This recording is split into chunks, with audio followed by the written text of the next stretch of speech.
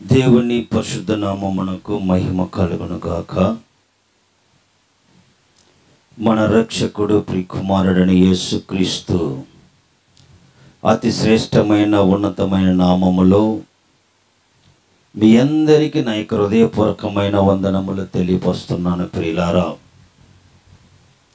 పరిశుద్ధ గ్రంథముల నుండి జకర్యా గ్రంథము 1వ అధ్యాయము 3వ వచనములో చివరి భాగం మనం చూసినట్లయితే, మీరు నా తట్టు తిరిగిన ఎడల నేను మీ తట్టు తిరుగుదును. ప్రార్థించుకుందాం. మహాగణుడు, మహోన్నతుడు, సర్వాధికారి, సర్వసృష్టికర్తవైన మా ప్రభువా, నీకే వందనములైనా. నన్ను మరుగుపరుచుకుని నువ్వేం మాట్లాడి నీ కృపను నడిపించమని, వింటున్న ప్రతి బిడ్డను ఆశీర్వదించండి, దీవించి నీ కృపను చేయమని యేసుక్రీస్తును బతిమలాడి వేడుకుంటున్నాను తండ్రి, ఆమేన్. ప్రియులారా, అక్కడ వాక్యంలో మనం చూసినట్లయితే, మీరు నా తట్టు తిరిగిన ఎడల నేను మీ తట్టు తిరుగుదును. దేవుడు మన తట్టు తిరగాలంటే దేవుడు మన హృదయమును ఎరిగినవాడు, మన హృదయ వాంఛలను చూసే దేవుడు.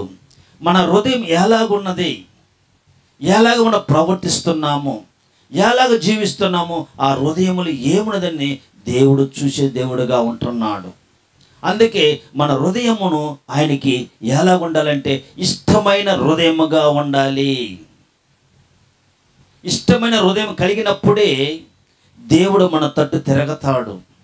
మన హృదయం దేవునికి ఇష్టము లేకపోతే దేవుడు మన తట్టు తిరగడు. కాబట్టి మన హృదయములు ఏమున్నాయంటే ఆయన చూస్తున్నాడంటే, పాపపు క్రియలు, దుష్ట క్రియలు, లోకపు కోరికలు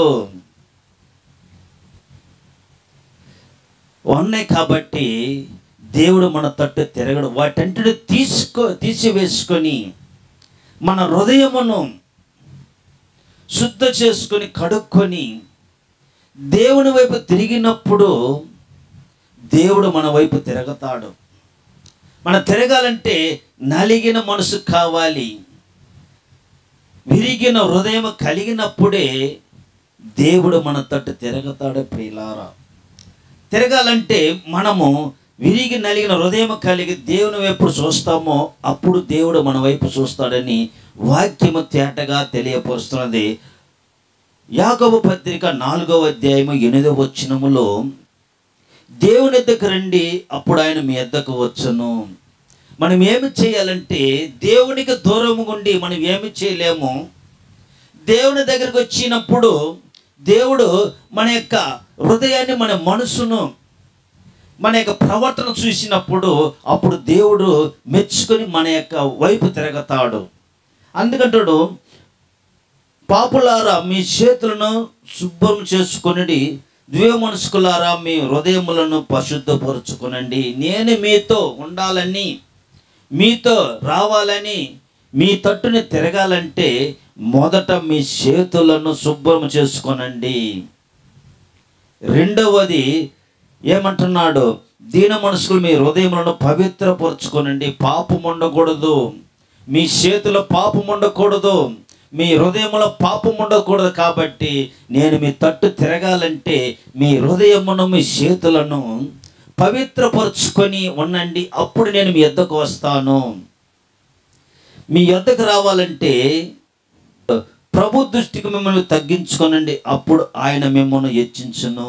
మనం తగ్గించుకోవాలి, అప్పుడు దేవుడు హెచ్చిస్తాడు. మనం తగ్గించుకోకుండా దేవుడు మన దగ్గరికి రాడు. ప్రియులారా, దేవుడు తగ్గించుకున్న వారి దగ్గరికి వస్తాడు. విరిగి నలిగి హృదయం కలిగి దేవుని దృష్టికి ఎవరు వణుకుతారో, భయపడతారో వారి దగ్గరికి దేవుడు వస్తాడు, వారిని హెచ్చిస్తాడు, ఆశీర్వదిస్తాడు. కాబట్టి మనం ఎప్పుడు ఎలాగ ఉండాలి మనం గమనించినప్పుడు, తగ్గించుకున్నప్పుడు ఏవేలు ఇక్కడ వాక్యము తెలియపరుస్తుంది. ఏవేలు ప్రవక్త తెలియపరుస్తున్నాడు.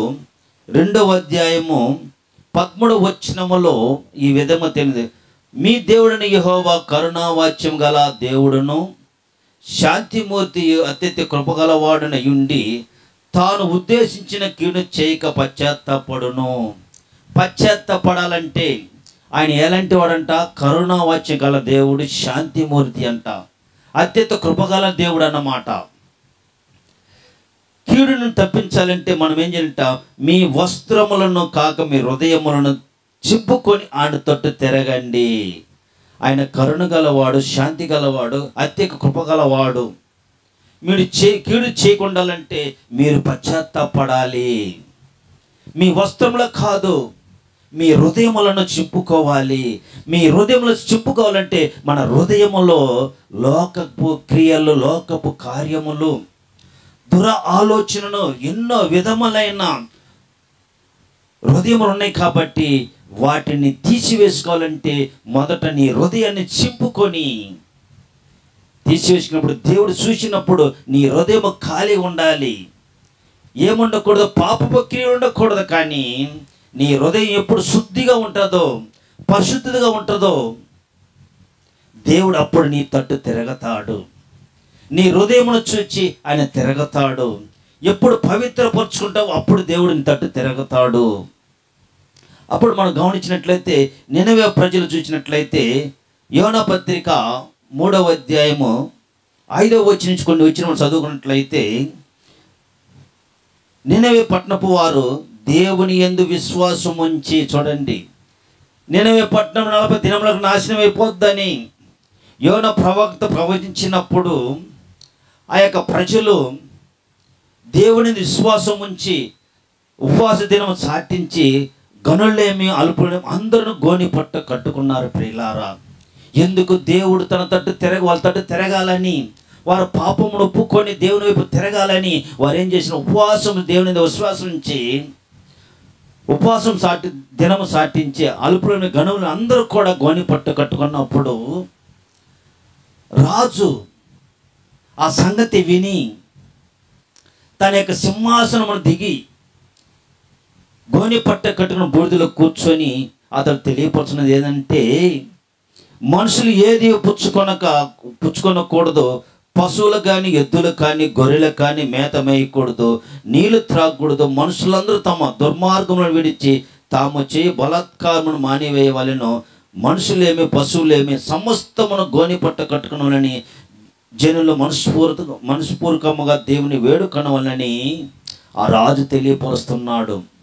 ఈ ఉపద్రవం నుంచి తప్పించుకోవాలంటే ప్రతిదీ కూడా మనుషులు కానీ, పశువులు కానీ, మేకలు కానీ, గొర్రెలు కానీ ఏది కూడా అక్కడ నీళ్లు త్రాగకూడదు, మేత మేయకూడదు. అన్ని కూడా మనుషులే కాదు కానీ ప్రతి జంతువు కూడా గోని పట్ట కట్టుకొని దేవుని మనం వేడుకున్నట్లయితే దేవుడు పశ్చాత్తాపడి మన పట్ల జాలి చూపించి మనకు చేయాల్సిన కీడును ఆయన తప్పిస్తాడని వారు విశ్వాసముతో ఉపవాసం సాటించి వాళ్ళు ఉన్నప్పుడు ఆ రాజు వారికి ఆజ్ఞాపించినప్పుడు దేవుడు చూసినాడు. ప్రియులారా,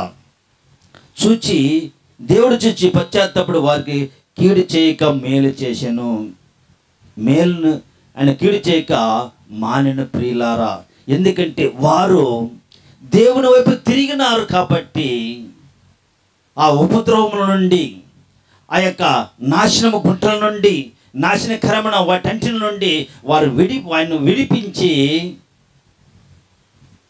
ఆయన పశ్చాత్తాపడి జాలిపడి వారి యొక్క దుష్టక్రియలను, దుష్ట కోరికలను, లోకములను వాటంటిని వాళ్ళని చంపివేసుకొని, తీసివేసుకొని, గోని పట్ట కట్టుకొని దేవుని వైపు కూర్చొని ఆ దుష్కార్యములను తీసివేసుకొని ఎప్పుడు దేవుని వేడుకున్నారో దేవుడు వాళ్ళు చేయాల్సిన కీడును తొలగించి వారి తొట్టైన తిరిగినాడు. ప్రియులారా, మన దేవుడు కరుణా వచ్చగలవాడు, శాంతిమూర్తి. ఆయన దగ్గర కన్నీరు విడిచి దుఃఖం మనస్ఫూర్తిగా ఆయన వైపు తిరిగినట్లయితే దేవుడు మన పట్ల జాలిపడి, కనికరం పడి, మన పాపములను, దోషములను క్షమించి వాటిని తీసివేస్తాడు. ప్రియులారా, తీసివేయాలంటే మనము దేవునికి ఇష్టలుగా ఉండాలి, మన హృదయము పవిత్రతగా ఉండాలి, దేవునికి నచ్చిన హృదయముగా ఉండాలి, మనము దేవునికి నచ్చిన వారిగా ఉండాలని వాక్యము తెలియపరుస్తున్నది. ప్రియులారా, కాబట్టి చిన్న కుమారుడైతే తనకు బుద్ధి వచ్చినప్పుడు, ఎక్కడ బుద్ధి వచ్చినట్టే పందుల పొట్టు దగ్గర ఆయనకు బుద్ధి వచ్చినప్పుడు ఈ ఆకలితో చచ్చిపోతున్నానని లేచి, నేను లేచిన తండ్రి యొద్దకు వెళ్ళి, తండ్రి, నేను పరలోకమునకు విరోధముగాను నీ ఎదుట పాపము చేసిందని, ఇంక మీదట నీ కుమారుని అనిపించుకున్నట్టుగా యోగ్యుడిని కాను అని పశ్చాత్తాపడుతున్నప్పుడు, లేచి తండ్రి యొద్దకు వస్తున్నప్పుడు దూరముగా ఇంకా వాడు ఇంకా దూరముగా ఉన్నప్పుడు తండ్రి వాడిని చూచి కనికరపడి పరిగెత్తుకొని మెడ మీద పడి ముద్దు పెట్టుకున్నాడు. చూడండి ప్రియులారా, ఎప్పుడు మనము దేవుని వైపు తిరగతామో, మన యొక్క పాపములు ఒప్పుకొని దేవుని వైపు పశ్చాత్తాపడి దేవుని వైపు తిరిగి ఆయన దగ్గరికి వస్తామో, దేవుడు పరిగెత్తుకొని వచ్చి మన మెడ మీద పడి ముద్దు పెట్టుకునే ప్రశస్త వస్త్రములు తొడిగించి ఉంగరపు చెప్పులన్నీ వేసి పరలోక రాజ్యములో దేవుని యొక్క కుడిపార్శ్వం కూర్చోబెడతాడు. ప్రియులారా, ఎప్పుడు మనం ఒప్పుకోవాలి, మన హృదయంలో పాపములు ఒప్పుకొని దేవుని వైపు తిరిగినట్లయితే దేవుడు మన వైపు తిరగతాడు, ఆయన ఇచ్చిస్తాడు, గణపరుస్తాడు, ప్రతి విధమైన ఆశీర్వాదానికి అనుగ్రహిస్తాడు. ఎప్పుడంటే నీ హృదయము దేవునికి ఇష్టము ఉన్నప్పుడు, నీ ప్రవర్తన దేవునికి ఇష్టముగా ఉన్నప్పుడు, ఆయన మాటకు లోబడి వాక్యాన్ని జీవించినప్పుడు దేవుడు నీ వైపు తిరగతాడు. అంతవరకు దేవుడు నీ వైపు తిరగడు. నువ్వు పాపములో శాపములో పడి ఇష్టమైన కార్యములు చేస్తూ లోక సంబంధమైన వాటితో నువ్వు మునిగి ఉన్నప్పుడు దేవుడిని తట్టు తిరగడు. కానీ వాటంటిని ఒప్పుకొని నువ్వు దేవుని సన్నిధికి వచ్చినప్పుడు, దేవుని దగ్గరికి వచ్చినప్పుడు, అప్పుడు దేవుడిని తట్టు తిరిగి నిన్ను హత్తుకుంటాడు, మెదమెన పడతాడు, నిన్ను ముద్దు పెట్టుకుంటాడు, నీ కుటుంబాన్ని ఆశీర్వాదకరముగా దీవెనకరముగా నడిపిస్తాడని ఈ వాక్యము ద్వారా నేను మీకు తెలియపరుస్తున్నాను. దేవుడి వాక్యమును దీవించునుగాక. God bless you.